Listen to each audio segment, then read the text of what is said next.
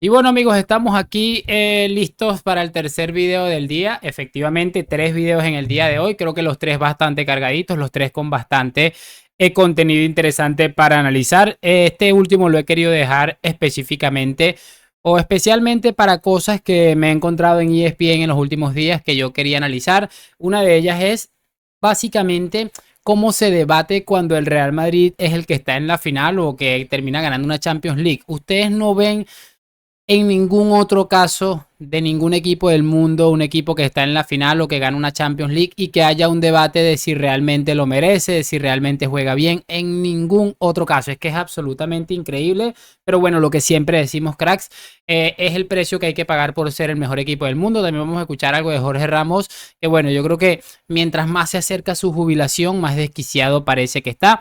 Otras cositas interesantes, así que lo de siempre, les voy a pedir que me acompañen hasta el final de este video y sin mucho más cuento, damos play. Y muy buenas a todos chicos, bienvenidos nuevamente a este su pequeño espacio para madridistas y como ya ustedes lo saben, aquí traemos información relacionada con el 14 veces campeón de Europa, pero también con el mundo del fútbol en general y espero que por supuesto dentro de unas horas hacer el primer video diciendo esta frase que siempre digo relacionada con el 15 veces campeón de Europa, así que bueno, vamos a ver cómo sale la cosa, esperemos que muy bien. Vamos a pasarnos rápido a la pantalla porque no quiero alargar demasiado este video y quiero arrancar con lo que les decía de que las circunstancias se debaten únicamente si es el Madrid que gana la Champions, porque aquí Ricardo Puig suelta esa pregunta, él dice que no necesariamente el que gana la Champions es el mejor equipo y bueno, me sorprendió mucho, pero a la vez no, vamos a ver.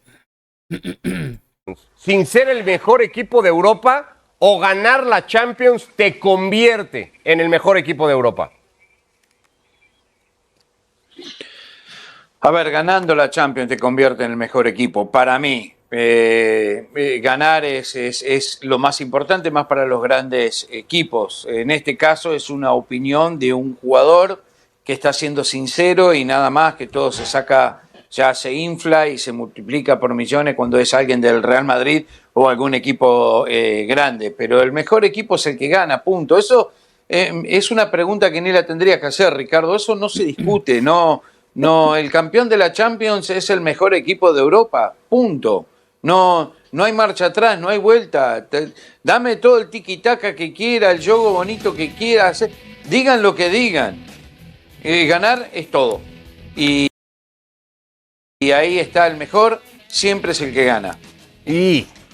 A ver, eso es lo primero, la opinión de Ricky Ortiz, creo que se llama Ricardo se llama seguro, y me parece curioso porque bien, específicamente deja claro que el que gana es el mejor. Me ha impresionado mucho tanto el de este como el del otro señor que no me acuerdo el nombre, que analizan a la perfección, dan unos breves análisis de que realmente el mejor equipo es el que acaba ganando la UEFA Champions League. Pero bueno, ya vamos a seguir escuchando y en breve damos un análisis final de este tema.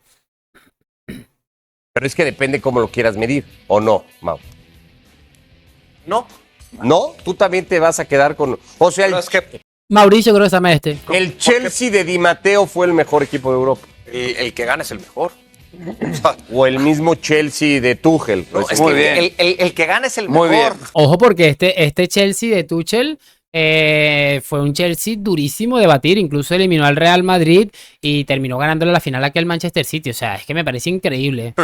Pero el que gana no le ganó a todos, le ganó a los que terminó enfrentando. Esto me recuerda a 1000 discusiones que he tenido con nuestro compañero Fernando Palomo y todas van a lo mismo. Ahora vamos hasta Londres también a ver ellos qué van a Las opinar. formas, el funcionamiento, lo bonito que puede llegar a ser un equipo o el otro por tener... Esto es importante que lo resalte porque Ricardo Palomo es uno de los tipos más antimadridistas que hay en ESPN y si no vayan a verlo en Twitter, el desastre que es. tanto la posesión de la pelota y que todos hagan el tiki-taka. Pero no ganó. No fue el mejor. ¿De qué se trata? Nada más Muy dime, ¿de qué simple, se trata? Muy sencillo, sí. así me gusta, Mao. De ganar. Ya está. Pero luego sí, porque si no sería muy fácil analizarlo todo. A ver, yo te voy a... Es que me parece increíble, de verdad es lo que les estoy diciendo y me parece raro porque Ricky Puig o Ricardo Puig, no me acuerdo del apellido de este hombre, por ahí va la cosa, el tipo este que está abriendo el debate es un tipo bastante sensato, pero bueno, entiendo que hay que generar polémica y hay que generar ese tipo de cosas que intenten venderle algo a la gente. Pero repito, lo que me parece increíble de todo esto es que se esté debatiendo.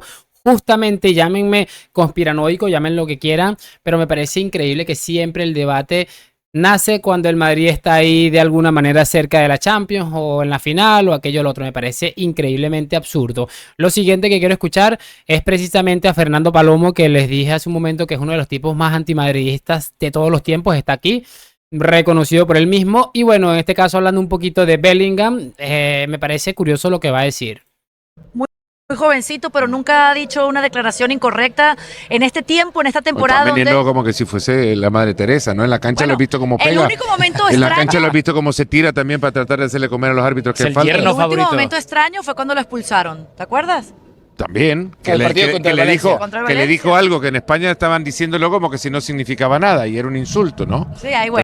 Eso para empezar, me parece increíble porque empieza sus compañeros a alabar a Bellingham por lo que significa dentro y fuera del terreno de juego, y este hombre se pone a decir algo como, ay, lo estamos alabando como si fuera la Madre Teresa. Ustedes lo han visto cómo se tira, o sea, es que cuántos futbolistas del mundo se tiran, cuántos futbolistas fingen, cuántos futbolistas han estado pagando al vicepresidente del comité técnico de árbitros y se han estado quedando en silencio viendo que les estaban favoreciendo de manera descarada. Son cosas que solamente vamos a escuchar y bueno, lo que les decía el otro día, estaban esperando que Bellingham tuviera una especie, un pequeño bajón de rendimiento, o ni siquiera un bajón de rendimiento, porque yo creo que Bellingham ha hecho una muy buena temporada, pero ha bajado un poco ese ritmo goleador que traía tan frenético y estaban esperando eso para venir a matarlo. Ahora quiero que escuchemos este otro clip relacionado con Bellingham, con Messi, etcétera. Pues nada más un rato, porque ahora que decís esto, el desgaste físico y la exigencia, cuando estabas hablando yo pensaba, es que no hay que caer a cada futbolista a decirle que tiene que ser lo que es todos los partidos. El único que puede ser Messi, siempre Messi. Y por eso él vive en otro planeta. Ni Maradona fue Maradona siempre. Y Bellingham no puede ser Bellingham todos los partidos, ¿no? Y ahora estamos en el proceso de, Mauricio, descubrir quién es Bellingham. Pero me parece sencillamente increíble, de verdad, se los digo totalmente en serio.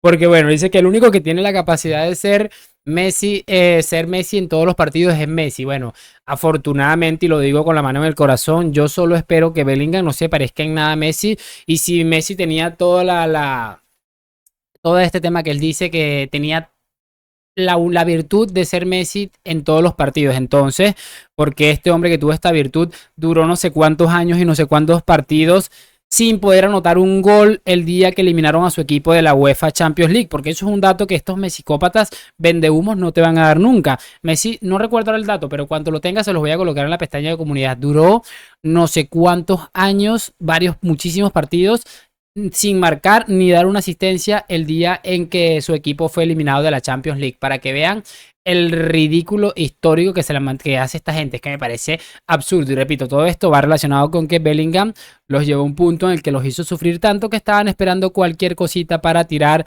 esa pullita. Cerramos con esto de Jorge Ramos, que me parece increíble y va relacionado con las palabras de Rodrigo.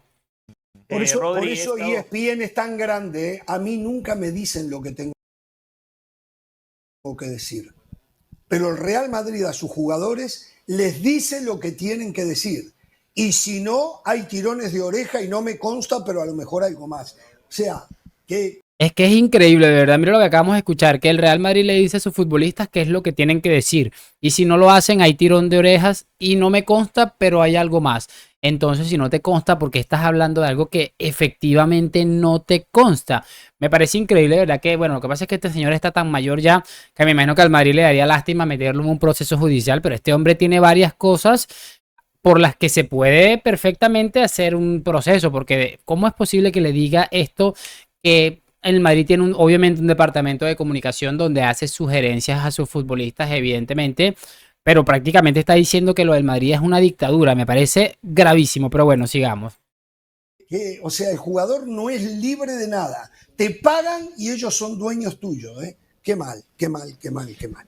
Adelante. Yo creo que lo que molesta es el timing, ¿no? Justo antes de una final, el colectivo, el equipo tiene que estar por encima de los intereses personales. Pienso yo que por eso usted viene la sabe que algunos jugadores le decían, ya no ahora, pero le decían Porque lo han dicho algunos jugadores, que si hacía declaraciones tenía que decir que Cristiano Ronaldo era mejor que Messi. Se lo decían, se lo ordenaban.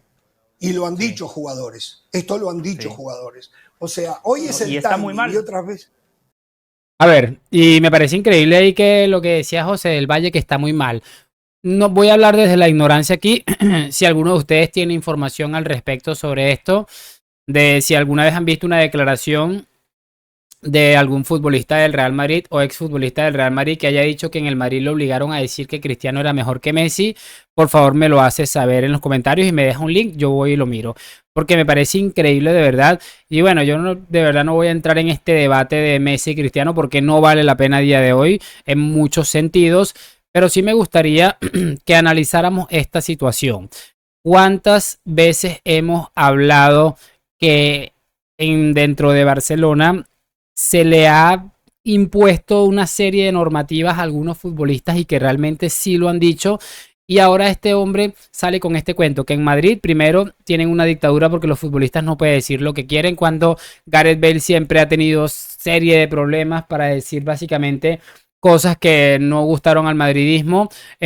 ¿Cuántas veces el día que Cristiano dijo que se quería ir? Cristiano haciendo declaraciones fuera de lugar en varias cosas. Sergio Ramos también. Es que me parece a mí absolutamente increíble. Pero bueno, al final le escuché una vez a Iñaki Angulo y me pareció increíble y dije dentro de mí toda la razón. Lo que esta gente pretendía que fuera el Real Madrid, o lo que durante años acusaron al Real Madrid, es lo que terminó siendo el equipo al que apoyan o con el que más se sienten identificados, por llamarlo de alguna manera, y eso es algo que tiene que joder muchísimo, porque es que imagínate que tú tienes un hijo y tienes un vecinito de la misma edad, la vecina, la mamá es una sinvergüenza, no está pendiente del niño y tú lo acusas de drogadicto, de aquello, de lo otro, y resulta que el que es todo eso es tu hijo. Es algo que tiene que joder muchísimo y bueno, en parte es entendible, pero me parece muy grave de verdad todas estas cosas que se dicen aquí. Así que nada, no me enredo muchísimo más. Háganme saber sus opiniones en los comentarios. No sé si vaya a hacer otro video después de la final o antes, pero va a quedar difícil porque yo creo que con 3 estamos bien. Like, suscripción a la Madrid. Nos vemos en un próximo video y chao, chao.